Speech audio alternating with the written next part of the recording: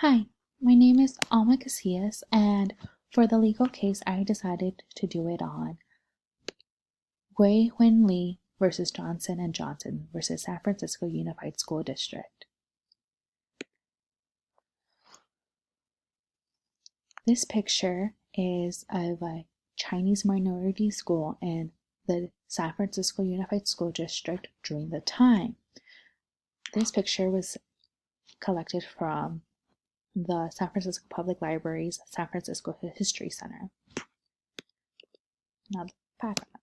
So San Francisco Unified School District had many different schools for its various minority groups.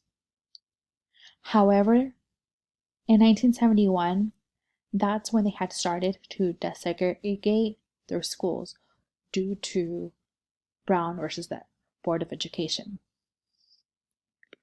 And this is where the Chinese American community in San Francisco was upset about, and why they didn't want the segregations of the schools to end, because they felt that this is what helped them and benefited them and their kids the best, in which they were able to retain their Chinese culture and language, as well as learn English and American culture, because they were able to take what they knew about the Chinese language when it came to grammar, and they were able to transform it and use it as a tool and crutch to help them learn English. And they felt that if they weren't able to continue with Chinese when they came over from overseas, that it was going to hinder them instead of helping them when it came to learning English.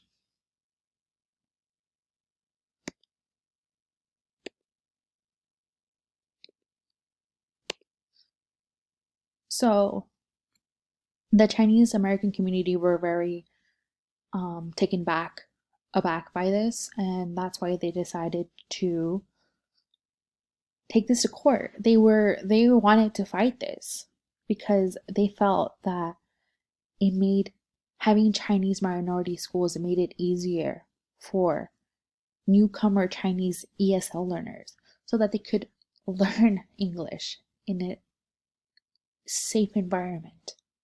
Period. The Chinese community took the case to court in 1971 in Wei Hun Lee versus Johnson, which in the end it was appealed to the Ninth Circuit Court of Appeals in a daunting process in which San Francisco Unified School District had won their case, in which because even though the Chinese community felt that it was necessary for the schools to not change due to Brown versus that Board of Education, San Francisco Unified School District had no choice but change, and even the judges in the courts agreed and sided with the school district against the Chinese American community because they felt that was what was best, because of the time in which it was a sensitive time for race and issues of different ethnics and the ethnicities. So because of that, what was accomplished, it was that because of Brown versus Wade, like those schools that were there in San Francisco Unified School District that were geared towards the different minorities, whether they were Hispanic or Chinese American, or if they were Native American, those schools had to go away because they didn't want issues of race. And the court sided with the defendants, and they told the defendants that they had to carry out with the desegregation in the schools. And they had a choice of two plans, and the school district decided to pick the plan that they originally had for desegregation in their schools, and it's a plan that has been into place and has played a role in San Francisco Unified School District since then. So for the past, what is it, 1974, it's been, that's 20, like 46 years? Yeah, 46 years. Sorry, I should have done this math earlier. So for the past 46 years, it's something that the school district has had in place, in which they were able to segregate the schools. And even though the Chinese American community wasn't for it and it wasn't what they wanted, they had no choice in the matter. And it was it was a huge fail in the system, I feel like, because these no one knows more on what somebody needs to learn a language or to be able to succeed than that person themselves or that group of people. Um, I took this to heart because I know for both my parents, they are both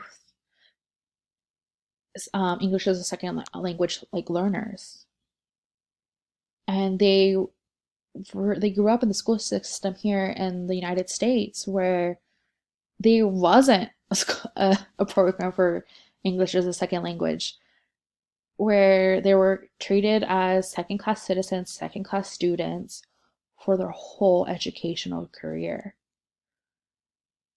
in which they felt that they had to lose a sense of who they were. They had to lose a sense of their Mexican identity and their Spanish language so they can try to immerse themselves in the American language and the English language. But that even then, it wasn't helpful. That for my mother, her English language learning was a college student who took a couple of semesters of Spanish. So it was just like flashcards of like sol, sun. And it was just like that was her English education for the first 6 years here as a student in the United States. So that's why this case kind of hit hard, because these Chinese American community were trying to protect their children from that. They were trying to save them from that. And in the end, that's kind of what they got, which I'm sure it's not like that anymore. I'm sure it's completely different and it's all changed, but that's still not, it's still something that I was thinking about while I was doing this report. And thank you for listening to my presentation. The only languages I actually know how to say thank you in is like not all of these. It's only in Arabic, which is shukran, sheshe ni, which is like Chinese. There's thank you. There's obrigado, which is Portuguese. Arigato, which is Japanese, and 감사합니다, which is Korean, and gracias, Spanish, but I don't see gracias. Oh, here, gracias. So thank you.